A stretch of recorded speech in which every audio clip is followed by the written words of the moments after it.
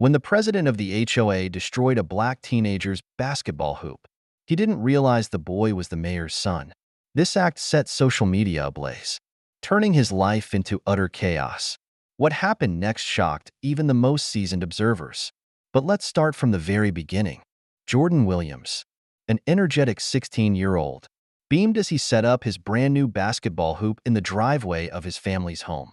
After months of saving money from mowing lawns and doing odd jobs, he had finally achieved his goal of buying it. His younger sister, Maya, stood nearby, phone in hand, documenting every moment for her social media followers. "This is it, Maya," Jordan said, spinning the ball in his hands. "This is how it starts. College scholarship. Here I come." Maya laughed, filming as Jordan took his first shot. The ball swished cleanly through the net. The rhythmic thump of the basketball echoed through the neighborhood, catching the attention of one particular neighbor, Samuel Grayson, the 52-year-old president of the HOA. From the window of his immaculate home, Samuel's lips tightened. He saw the basketball hoop and immediately deemed it an eyesore, a blatant violation of the neighborhood's strict regulations. Samuel prided himself on maintaining order and perfection in the community, often to the irritation of his neighbors. Without hesitation, Samuel marched across the street to the Williams house. Finding the front door unanswered, Jordan's parents were both at work. He took it upon himself to head straight to the driveway. "Hey, kid," Samuel barked, his voice cutting through the air. Jordan paused mid-dribble and turned to face Samuel. "Yes?" Samuel's expression was stern as he gestured to the hoop. "That thing doesn't belong here. It violates the HOA regulations. Take it down." Jordan stood tall, clutching the basketball. "This is our property," he replied firmly. "We're not breaking any rules." Samuel's face flushed with anger. "You don't know who you're dealing with," he snapped. "I'm the president of the HOA. Around here, I make the rules. If you don't take it down, I will."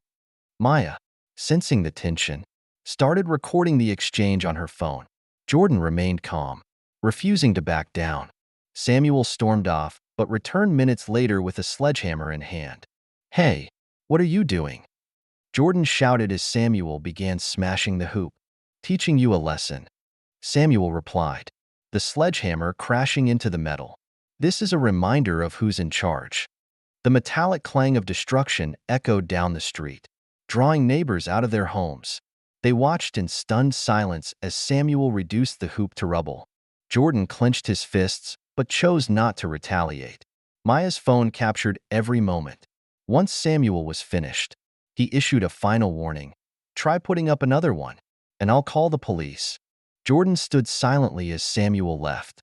Maya, her hands trembling, stopped recording and uploaded the video to social media with the caption, "This is injustice. My brother deserves better." The video went viral almost immediately. Comments poured in from neighbors and strangers alike. Some sided with Samuel, claiming he was enforcing the rules. But the overwhelming majority condemned his actions, labeling him a bully and a racist. Jordan quietly cleaned up the remains of his basketball hoop. Maya sat on the porch, refreshing the video's comment section. "Jordan, you need to tell Mom and Dad," she urged, showing him her phone. "This is getting out of hand." Jordan shook his head. "Dad always says to stay strong. I can handle this." The next morning, Samuel received a call from a neighbor warning him that his actions were trending online. Samuel scoffed. "Let them talk," he muttered. "I'm just doing my job." But things quickly spiraled. Maya's friends shared the video widely, and soon, local news stations picked up the story. When reporters arrived in the neighborhood to investigate, Samuel tried to defend himself. "This isn't about race," he insisted, sweat beading on his forehead as cameras rolled. "It's about following the rules." However, neighbors came forward to share stories of Samuel's pattern of targeting black families in the community. The narrative began to shift against him. That evening, Jordan's father, Mayor Eric Williams, returned home. The tension in the house was palpable. Maya handed him her tablet, her voice trembling. "Dad, you need to see this." As Eric watched the video, his jaw tightened. When it ended, he set the tablet down and looked at Jordan.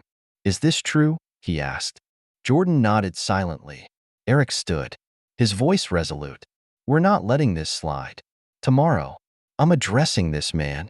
By the next morning, the story had exploded. Social media was flooded with the hashtag Justice for Jordan. Local activists organized protests outside Samuel's house, carrying signs that read "Accountability Now" and "Hoops for All." Samuel's phone buzzed nonstop with angry messages and calls for his resignation. The HOA board, once supportive, began distancing themselves from him. Meanwhile, at City Hall, Mayor Williams prepared for a meeting with Samuel. He had already contacted community leaders and an attorney to discuss legal action. When Samuel arrived, he tried to appear confident, but his demeanor quickly crumbled under the mayor's piercing gaze. "This isn't my fault," Samuel began, sinking into the chair opposite the mayor. "I was just enforcing the rules." Eric placed Maya's tablet on the desk, the video playing silently. "You forgot this video has sound," Eric said coldly. "Not only did you destroy my son's property, but your remarks were blatantly discriminatory." Samuel stammered. "I didn't know he was your son." Eric's eyes narrowed. "And if he wasn't, would your actions have been justified?" Samuel fell silent as Eric continued. "You humiliated the very residents you're supposed to serve. This isn't about rules. It's about abuse of power." The fallout was swift. The HOA board held an emergency meeting where Samuel was pressured to resign. Meanwhile, Mayor Williams held a press conference outside his home, thanking the community for their support. "This incident is more than just a local matter," he said. "It's a reminder that respect and equality must be the foundation of every community."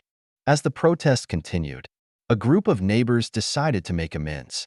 They pooled resources to install a new, improved basketball hoop in Jordan's driveway. Samuel, as part of his public apology, helped with the installation. His presence drew mixed reactions from the crowd. When the hoop was complete, Jordan stood before the gathered neighbors. "Thank you," he said, his voice steady. "This shows me that we're stronger together." An impromptu basketball game followed, bringing the community together in a way that hadn't happened in years. Samuel watched from the sidelines, regret etched on his face. In the weeks that followed, Samuel attended anti-bias training and published an op-ed admitting his mistakes. "Change is hard," he wrote, "but it starts with accountability." For Jordan, the incident became a turning point. He organized charity basketball tournaments to raise awareness about equality and unity. The neighborhood emerged stronger, having learned the value of accountability and collective growth. Jordan's story was no longer just about a basketball hoop, it was a symbol of resilience, justice, and the power of community.